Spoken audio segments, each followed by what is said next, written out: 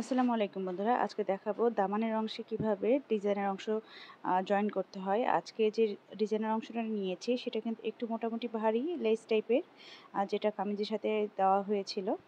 আর এখানে আমি দামানের অংশে আমি এই লেসটাকে এখন অ্যাটাচ করব। আপনারা দেখতেই পাচ্ছেন ভিডিওতে লেসের এক সাইডে কিছু পরিমাণ কাপড় রয়েছে এক্সট্রা, যেটা এই দামানের অংশে সেলাই করতে বা সেলাই কাজে ব্যবহার করা হবে। আচ্ছা, এটা রেডিমেড একটা কামিজ ছিল, যেটার মধ্যে এই ডিজাইনের অংশটা অ্যাটাচ করা ছিল, যেটা কামিজ সেলাই করার সময় আমি কেটে আলাদা করে নিয়েছি এবং নিয়ে কামিজটাকে কাট করার পরে এটা সেলাই করছি।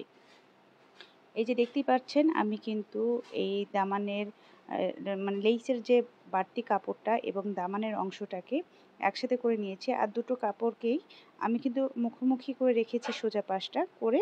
তারপর আমি এই যে বাড়তি কাপড়টা রয়েছে সেই অংশটাতে সেলাই লাগিয়ে দিচ্ছি। এবার এটাকে সোজা করে নিয়ে নিচের যে মার্জিনের কাপড়টা থাকলো, নিচের মার্জিনের কাপড় সহকারে কিন্তু এখানে আমি ডিজাইনের অংশের ওপর দিয়েই কিন্তু একটি চাপ সেলাই দিয়ে দিচ্ছি।